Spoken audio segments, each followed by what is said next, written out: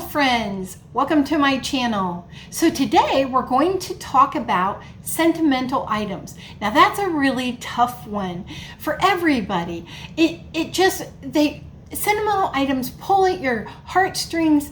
It's really hard to know how much of a loved one's things to keep, but it's really tough to let go, and it's just kind of tough all the way around. Well, today I really hope to help ease that burden and share some great ideas with you to help you along on that journey. So first off, we're going to start with some basic principles.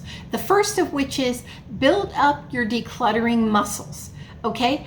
Don't start with sentimental. It is very challenging. And all the organizers will tell you that's the thing you save for last after you've built up muscles and you worked for weeks or months discerning what things are important, what things are not. So it's important to build up those decluttering muscles. Okay? Okay, principle number 2. If everything is important, then nothing is important. Everything cannot be a 10 out of 10. It just can't be. Principle number 3. You are not honoring your grandparents' or your loved one's memory if it's stored in a box somewhere, if it's at the bottom of the closet, if it's stuck in a pile in the garage. You get the idea. If you can't see it every day and enjoy it, you're not honoring it. Principle number 4. Display it or use it to honor it. Okay, so it might be a piece of kitchenware or a special dish, or it might be a tool that your father or grandfather used. It might be it could be your grandmother's wedding rings that you had sized to fit you. And sometimes people will even put things in shadow boxes on the wall as a way to display a very treasured item. That's a great way to do it. If you can't see it, you're not honoring it. So principle number 5, retell the story that goes along with the item. It's important to share that down through the ages. So tell your children or your loved ones, tell them the story behind the item. That's just as important to keep that treasured memory going. Principle number 6 is you're going to take pictures of the sentimental items that you're going to be letting go. Okay, and it's really neat too if you want to put them in a picture album that has the little strip beside it where you can write on it and you can tell why that item was special to you and the story behind it. That's a wonderful way to keep that memory, and then donate those items and pass it on so someone else can make their special memories. Okay, so principle number 7, your parents and grandparents would not want you to be burdened by the items they left behind. I'm sure that would make them very sad. So by donating them and passing them on, you are honoring your family members by allowing other people to get the same joy out of those items, and they're creating their own special memories with their families. That is truly honoring your loved ones. So really think about that. It's a really unselfish thing to do. You're letting go. Your family has had their use of these items, and now it's someone else's turn. And that's such a fantastic way to honor your loved ones. Okay, so now principle number 8, we're going to talk about your children's memory bins. Now, this is a tough one because we mothers get emotionally attached to anything that has to do with our babies. So whether our baby is 5 or 15 or 20, it doesn't matter. They'll always be our babies. And so it's hard to know how much stuff to keep. So I'm going to give you my advice, then I'm going to tell you my story, and you'll have to decide for yourself what you're going to do. So my advice is 1 bin per child, that's it. Okay, so you choose a bin, whatever, maybe a plastic bin so it's waterproof. But you choose whatever the bin's going to be, and when that bin becomes full, at that point, you have to decide if you want to put something else in it. Then you've got to be willing to let something go. Be very selective what you put in that bin, because it only holds so much for an 18-year span. Okay, so my story is that our children didn't have a lot of toys. We learned several years into parenting that they really didn't play well with toys. So we specifically chose toys that they used their imagination well with. Another thing that we had were sports equipment. Their dad loved sport. Every holiday, birthday, they were getting new sports equipment because they were always wearing theirs out. So that was pretty much a glimpse into our family. And then Grandpa, he was kind of into woodworking a little bit, and he had made some things for the boys, and I was sure they would want those to pass on to their children.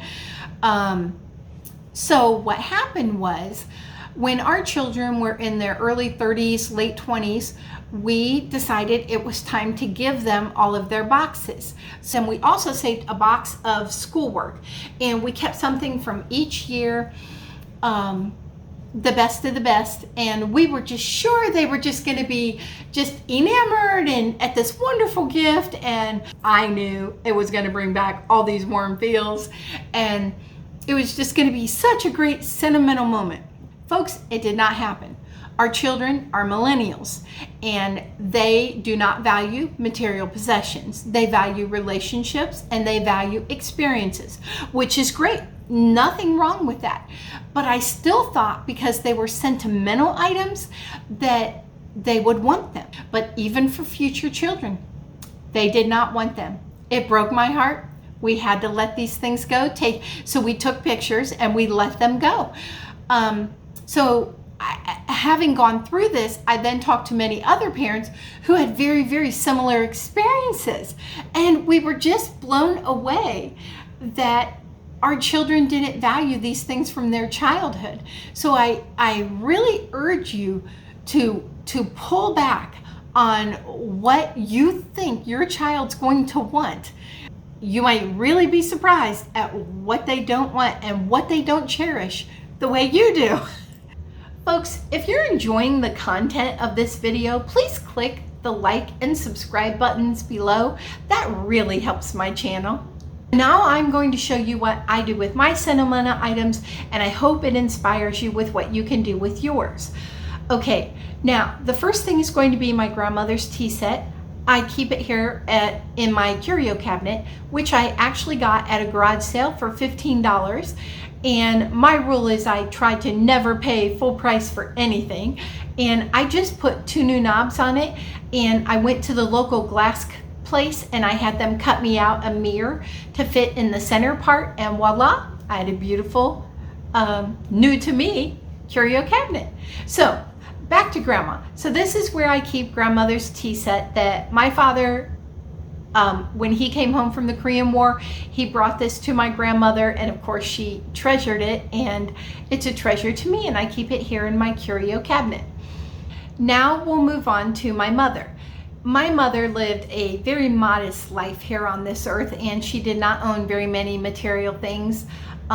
This was her favorite clock, so of course I keep this in my craft room where I sit and do my puzzles and my video editing and just whatever fun thing I'm working on. And of course it always makes me think of Mom every time I look up to see what time it is. And the other item I have of Mom's in my curio cabinet is the Last Supper marble figurine that my brother got my mother, and she absolutely treasured this. And so obviously it's very near and dear to me, and I keep it here in my curio cabinet. One of my favorite things of my mother's is her deviled egg recipe. Oh my goodness, best ever. And so every time we make deviled eggs, I get compliments, and they're all gone. And if I make them and take them to one of my family's gatherings, they're always like, "Oh, you made Mom's deviled eggs." So yeah, always a treasure, great memories. Now, this doily is a gift from my sister. She found it down in Chattanooga, Tennessee, and just loved it and knew I would too. And she gave it to me, and I've had it for a couple of decades now. She passed away in 2016, but I cherish it and think of her every time I see it. So my mother died 26 years ago, and another wonderful, beautiful woman named Arlene came into our lives, and she just adopted our family, and we adopted her, and so she was just like a second mother to me. And this was a treasured Hummel figurine that she had, and I just keep it in my curio cabinet. Every time I see it, I think of her and just all the love that she gave us through the years. Okay, so now we have Glenn's side of the family, and we have his dad's Bible that he used to preach from. And wow, it's so delicate and fragile, and the cover's kind of broken off of it, but what a special treasure this is. So we keep it safe in the curio cabinet. We also have his grandpa's and grandma's war rations booklets from World War II. Now, this is amazing to me that we have these. World War II is something that our children read about in a book.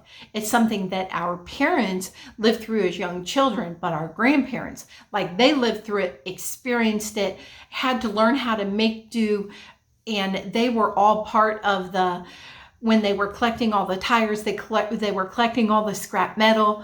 And they had these ration books where when they wanted to purchase an item, whatever it may be, sugar, flour, material, whatever it may be, they had to take their ration books and use their stamps to purchase items. And it's just such a reminder of how incredibly blessed we are. And we never want to forget that. These are definitely going in my scrapbook. Now, for Glenn's mom, we have this beautiful drop leaf table that she had in her living room, and we always pulled the leaves up and used it for extra seating during the holidays. Great memories there. Also, she was a quilter. She made the old-fashioned quilts. That's a forever memory for all of us, is her quilting over the quilt frame. And she made all of us quilts, and this is one that I've kept that we haven't worn out, and we use it whenever we have company. Also, another thing she made were rag rugs. You take rags and you weave them into a rug, and they're beautiful, super durable rugs. And so this one has been through decades of wear and tear. It now sits out in the garage, and we use it as a mat to put Glenn's work boots on. I must also say that the zucchini bread recipe that we enjoy so much, and the poor man's steak, those are two recipes of hers that we use all the time that we absolutely love, and you can't help but think of her when you're making them. Okay, so let's talk about Glenn's dad. So years ago, I saw this heart shelf in a magazine and just loved it, and I asked Vernon if he could make it, and he did, and it's beautiful. I've had it for over a couple decades, and I use it as a nightstand now, and I absolutely love it, and think of him all the time and just the love he put into this family. So Vernon was a dairy farmer his whole life, and when he retired from dairy farming, he took up woodworking, and he made intricate wooden things, trains, other things, a steam engine, a combine, road graders. So when he passed away, we divvied up the trains, and I got the B&O Railroad, and I love this train. I display it in my kitchen and think of him often, and I cannot tell you how much joy this train brings me. Another thing he made was a stagecoach, and I thought it was just so cool to have that to show transportation, you know, the stagecoach, the train. So I also display this on top of my kitchen cupboard. These are just two great sentimental pieces that we have a lot of family pride about, that Grandpa Candle made. Now, this last one that I'm going to share is a more recent sentimental thing. Our boys, they loved to play with army men when they were young, and they used to go outside and, dig in the dirt and build their trenches and whatnot, and have their wars. Well, they, of course, moved away, and one day they came home, and one of the boys found this army man in the dirt, and he completely lit up. Just came inside, and his face was filled with so much joy, telling us the story about him and his brother, showed his brother. His brother just completely lit up. Who would have thought that one little army man would bring these grown men so much joy? And they instantly went back to when they were 8 and 10 years old, and it brought them so much joy. And so I decided that little army man needed a special place, and we've long since sold that home, but that little army man came with us, and he sits in my living room and brings me constant joy. Friends, thank you so much for joining me here today. I really hope these tips were useful to you, and that they will help you in your decluttering journey as you're going through your sentimental items. I really appreciate you. Thank you so much for watching, and I'll see you next time.